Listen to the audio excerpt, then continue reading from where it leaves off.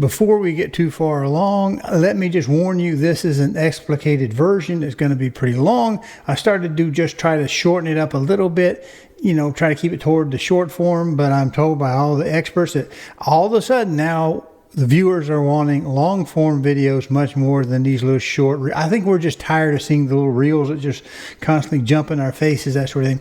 So this is going to be a long video. Instead of just talking about it, we're actually going to make some snack sticks, and we'll put the little tips in there as we come to them, and you see if it's worth the view. Now, I will ask you, please do the subscribe and comment. Comments really help a lot, and share this video out if you will. Appreciate you. Well, hello and welcome to today's show. Today we're going to give tips and tricks for making fermented snack sticks. Well, alrighty, I'm glad you stopped in for the show. I'm not going to try to give everything. We won't really go over the recipe too much because, quite honestly, you know, your recipe is your recipe. You flavor it however the devil you want. That's your deal. So what mainly I'm going to do here is talk a little bit about the grind, the importance of the grind, and a little trick to get it to work a little bit better when you try to push it through those small tubes. Now I'm using a very small Sure casing, the smallest I know that I can get, that I can still feed, and we're going to grind it accordingly. We're going to do some other stuff, and so yeah, that's what it's going to be about, trying to get them in there. And then if I can, I'm not really going to dry these too terribly much. I'm going to try to go ahead and get them down to about 4.6 on the pH, maybe a little bit lower. I'm going to load them up with dextrose, our simple sugar that we're going to use, and with the Bactofirm or Safe Pro F-LC. We're doing listeria control because that's very, very important when you're growing meat, because listeria, as if you've seen the earlier shows, I think they're worth your time. You can't see, smell, or taste it, and so you need to do something that kind of minimizes your risk of that. And I like to be very, very clean. Now in the old fridge here, we have our meat that's already been taken off of the Boston butt. Right here it is. I think we get that just on the edge of the frame. We're going to take it. We've got it draining a little more, trying to get as much of the myoglobin off of the meat as possible because we want that liquid content, that water content, to be a little bit lower. But at the same time, if I can get the right pH, I can stop a little bit sooner and not have to take it all the way down to trying to eat like beef jerky in a tube, except this is pork. So we've already got all that stage of work, which is quite a bit done, and we've got it chunked up. We're going to roll out the grinder, and we're going to use one of two plates. The smallest plate I have, it would be the best, but it's got an awful lot of back pressure to it because it's flat and the holes are, there's no more holes in it than it is the next one up. So if we could, we want to use the smallest hole size that our grinder will push. The problem is, like I say, the smaller hole, if you don't have it open, regardless of your hole size, the bigger the opening, total net opening in area that your grinder plate has, will give it a better extrusion, better cut, better extrusion. You won't get, you know, maybe some of the tissue that bangs up on the back side of the meat grinder. You have to take the thing apart. And in my fermentation process, I think what I will do is I will give it 1 hour.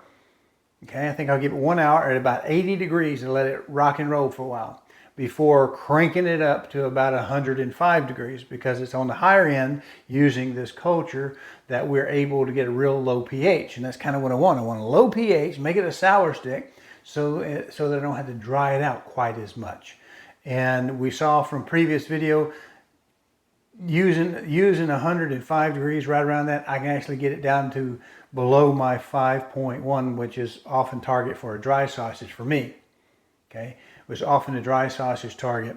If we're going to leave it a little bit wetter, we have to have a little bit more sour. If we're going to dry it out a little bit more, we might have it toward 5.2, or even as long as it's 5.3 or something like that. But I'm not giving you advice. It's the water content with the salt content with the pH that makes something shelf stable, keeps it from wanting to spoil. All right, so we're going to drag the machine out. We're going to get our grinding done.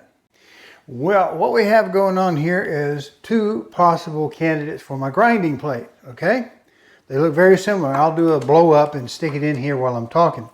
Now, what I'm speaking about as far as back pressure on the grinder itself, if we have too much steel and not enough hole, what we have the effect of is trying to shove that meat, that cut meat, down into that plate where we can then slice it behind, and it creates a lot of back pressure, and it wants to go in the back of the head here. The auger, it just wants to push back on it. So the next to the smallest, the one that I have here, this works pretty well. It actually works pretty well, and the snack sticks are big enough they should work for it. They're assured casing. They're a sure casing like this, a sure or just sure. I always call them just sure casing, but I think it's a past tense that we're using, sure. It's very long. It's like what we would use to make hot dogs or bratwurst, anything commercial, except these are edible casings. And most of the time, because you're going to take a hot dog, you're going to make them, the machine makes them, twist them to the right length, runs them down in a hot water bath, cooks them enough to seal the edges, then it goes down on the other end of the water bath, and they strip that cellulose casing off, and you get a skinless sausage. Here we're going to have a skinned sausage with one of these. The problem that I have is I have two tubes, and as you can see, these are very small. In fact, one I think would actually fit inside of the other if we tried real hard. Maybe not, but almost. So the problem is, this one is my original I've had for 20 years or so. It's just a flat washer with a tube welded on it, and I've cleaned it up, make it work a little bit better, but it's a little bit rough inside, but it's also a little shorter and a little larger in diameter than this one I just recently bought, and this was like $30. It says Smokehouse Chef, and I wish it hadn't, because they've apparently lasered their little name on there, which I couldn't care less after I buy it, nothing personal, but it doesn't help me any, doesn't add any feature to me, and adds a little spot here for some gunk or some bacteria to get in that lasered off spot. I disapprove of that. That's my personally. But it is a little bit longer. Unfortunately, we have to cut our casing because it's not longer than this. And yes, there are some super longs available out there if you look on Amazon and the internet and what all, and they're fine. Will they fit my stuffer? I don't know. But the other problem is when we go longer to make sure that we could use one of these uninterrupted, it works. But that's more tube that we've got to push that sausage batter through, and it sometimes creates a little bit of back pressure itself. Now we do have a bell end on this one that we don't have with the original. So we're going to try the new one out today. Well, I need to get in here and set the proofer up so that it's already coming up to temperature. Now I think what I'm going to do is I'm going to start this. I'm going to run it maybe an hour on 85 degrees, I think it is. So let me change that, and then after that we'll put it up on the high end so that it's done by the end of the night, and we can check that pH. All right, so let's go to the big proofer. Let's turn it on. Heard it click from in here. Let's hit the parameter. We're going to change the parameter from 75.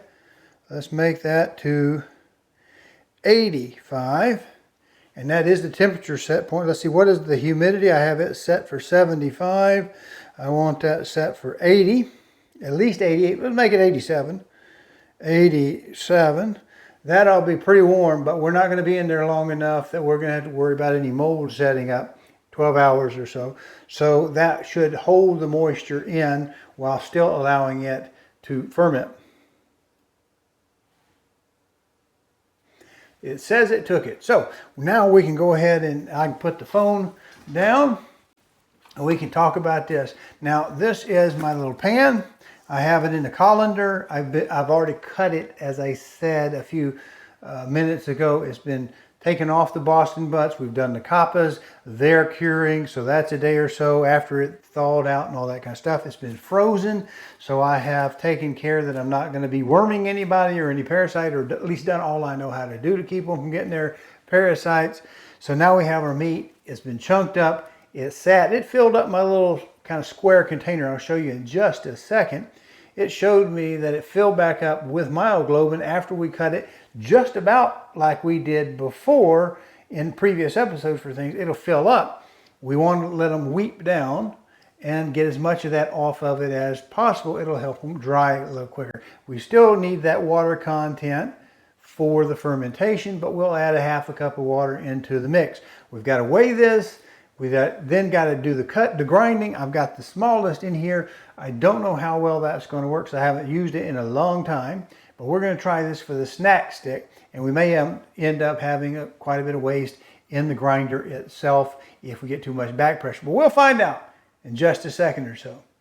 Got some of the meat up in here. We still got quite a bit right here. We have our plastic catch pan labeled is how much it tears for. And so we're going to try this one. And if it doesn't work, I'll just go ahead and change it out, and we'll talk about it after we get the meat ground.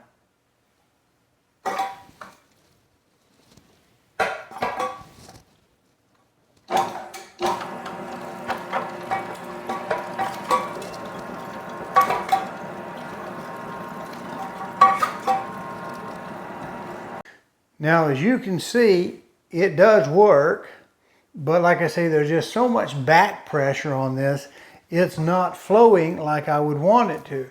Normally, if I use any other plate but this one, even the one I just showed you that was one step above, I can just about drop the meat in the hole and it will carry it through without any trouble. See, now I have to kind of push this to get it started and keep it going. And it just takes 5 times as long as it should to get the grind done. But that's part of the hassle of when you try to do something in a very small casing like a snack stick. It's just hard to do. All right, that's just about it. Now we're going to break this down, finish this up, then we'll weigh this. We'll make a note of it. We'll put it in the refrigerator while we get our intermediate load of dishes back into the sanitization. Now I want to show you, look how much backed up against the cutting head, the knives.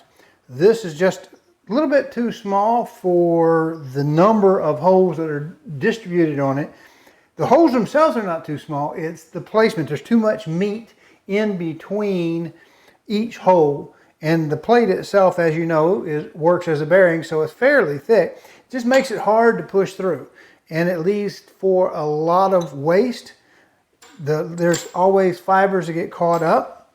It takes way longer to grind, but it's better for the snack stick. Now, if I want to do this again, now that I have done this in the last 10 years or so with this particular grinder plate, I'll probably go to the next one up like I normally do. It goes so much faster. Like I say, I can just about drop the meat in and it will go through the whole process, maybe hang up once or twice, and I have to use a stomper to push it through. So we're going to get this cleaned up, get a load of dishes going, get them sanitized.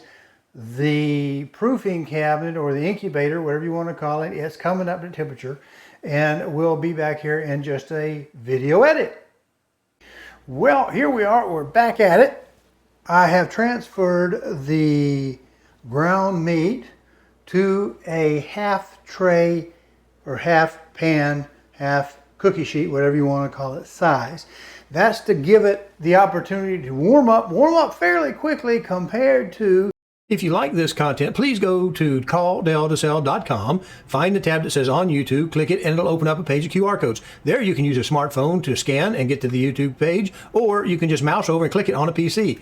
There you'll be able to subscribe to this little button over here and click the notification bell so that YouTube will notify you. Thank you. Warm up fairly quickly compared to the plastic tub where it's kind of more 3D versus a little flat like this. Now it's still fairly thick, yay thick, but I've got plastic on the bottom, so I'm not really I'm not resting on the aluminum, and I have my spices, my recipe made up here. I will be sprinkling this on the burger on the top, about half of it. We're going to check the temperature. I have a surface temperature right now, 51.8 degrees, which is not particularly warm yet. Now, I don't know if I'll put this in the video, but another thing you can do to get the meat warmed up for your snack stick is to put it in like a clamshell, a half tray clamshell, because you don't want the air inside of your proofing chamber because it's probably got mold growing in it. It's a natural mold, won't kill anybody, but you want to cover it up. So I've got it covered in plastic, and then that on top to keep the salts from touching the aluminum. We want to get it warmer. I have my water. It's warmed up to about 85 degrees. We can ferment at 85 obviously, but they say warm your culture up for this particular one to 80 degrees.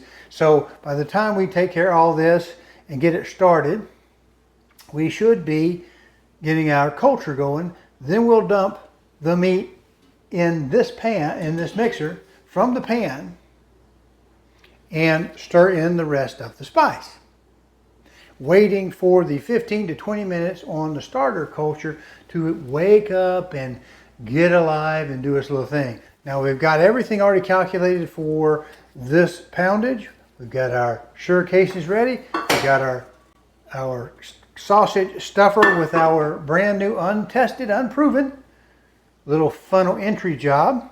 We've got that ready, and hopefully, you know, even if we don't squirt it in the casing at this point, as we let it warm up, it's just going into the other room there where we do have our incubation chamber, our fermenter, whatever you want to call it, and it's going to take it from whatever temperature we are to 85 degrees. I'm going to let that run an hour. I might give more than an hour or two, depending on when I get done with this today. And then I will crank it up to the higher temperature to make sure that I get that sour note to it. So I want to maybe start it with a little bit of that color and flavor note on that lower, slower fermenting. It's about 1/4 the speed of the high temperature, and then we'll snap it up high. And we got to watch it. If we get it a little too dry as we do this, it's a little harder to get the pH off of it. But I should have enough dextrose in this that it should be a success.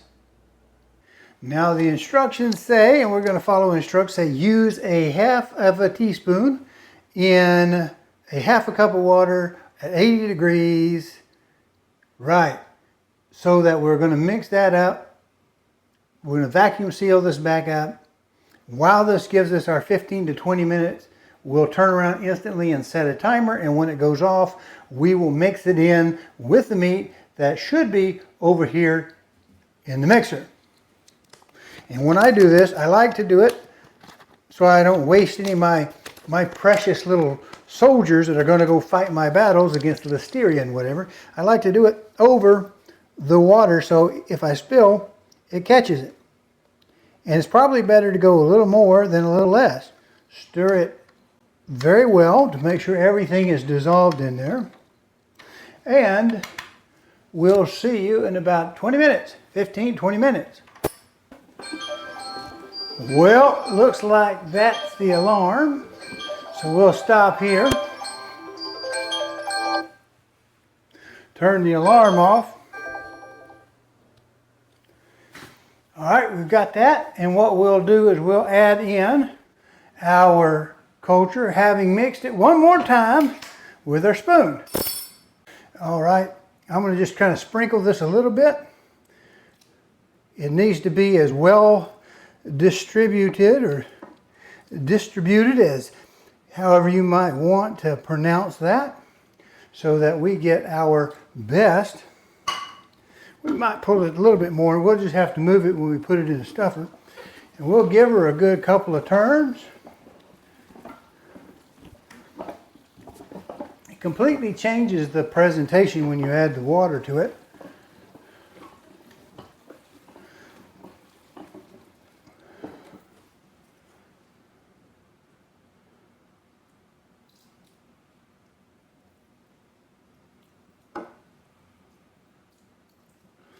All right, that's it. I'm looking to make sure I don't have any granules in the bottom, which would be a bad sign. It's all dissolved. And that's where stirring it a couple times helps. And as we do it, because we want to cling on the walls, we consistently come back in and push that back off. Push some of the clumps off of the dashers. I guess that's what they're called. And we will turn again. Let me lay that on something so it doesn't touch. I'll give this a few minutes on the mix, and then next time you see me, I will have it loaded in the sausage stuffer. We're almost on our way to victory. See you in a bit. All right, I want you to see how this is beginning to get stiff. So we're just about there, And I'll shoot this with a different camera to get the detail, but it's beginning to get stiff. Now look at this. When I hit this, see it's feeling kind of like it's wanting to stiff up and get a little glued together. That's about what we want. And see, it's a little shiny too.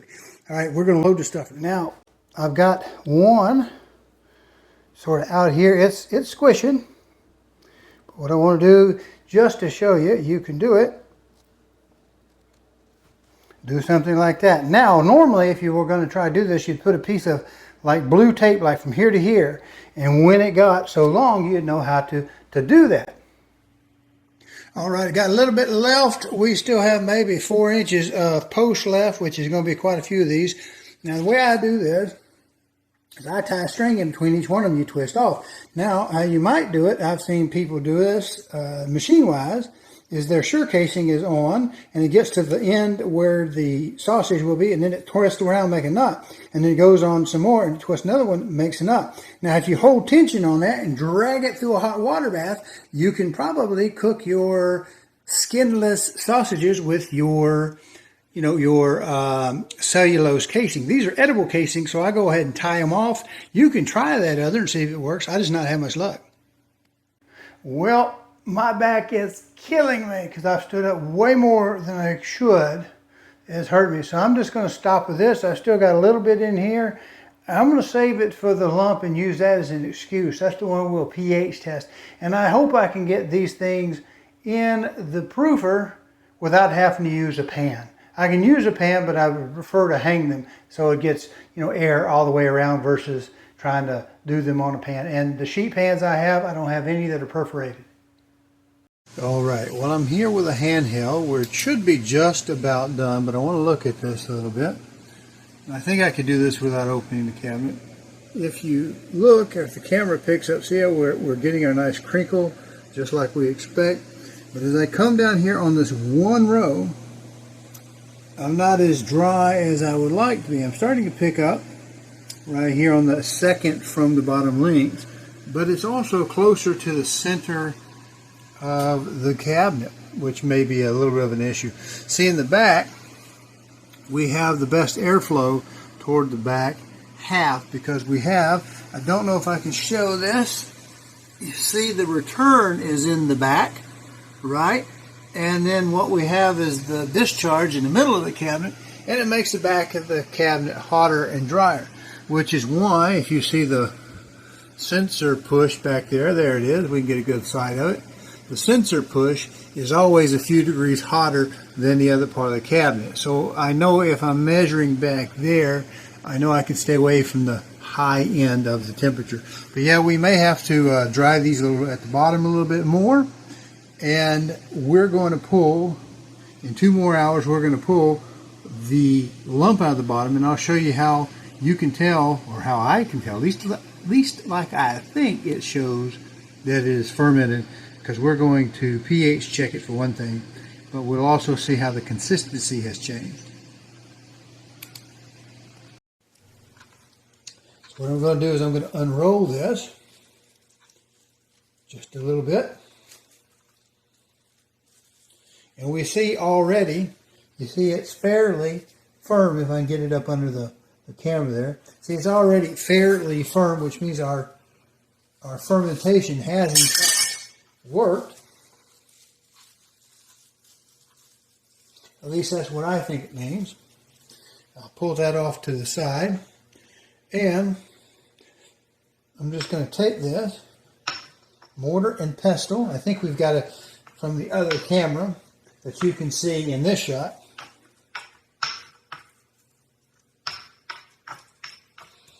And the bottom of the pestle is beginning to soak up the fluid, which is what we wanted not to do. And we will take and put this here on the ground, put it a little bit on top, move this over, and we'll see what our color looks like it is. And it does look like, to me, it's at least 5-1. And so we're going to go ahead and check the consistency of the snack sticks, see if they're firm enough. And if they're not, what we're going to do is go ahead and take another 6 hours or so, and we'll hit it probably around midnight or maybe even in the morning. Well, I have taken them out. They ran out of water before I ran out of time. They didn't get as down tart as I'd like, even though I had added an extra cup of water to try to make them flow better. For the most part, they're just fine. The type of casing is a little bit tough when it dries out. There are a few air bubbles in a few pieces, but never again will I try to do 8.8 pounds of sticks. Too much trouble.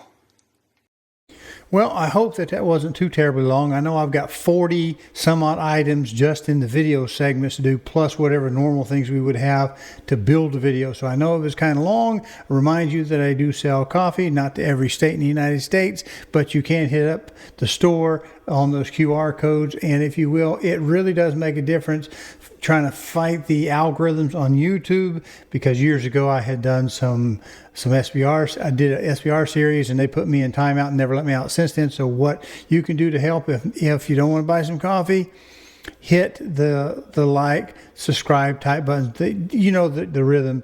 Hit the notifications bell, subscribe to the channel so you can see when these videos come out, and throw me a comment every now and then, just because it likes to get a little bit of exchange.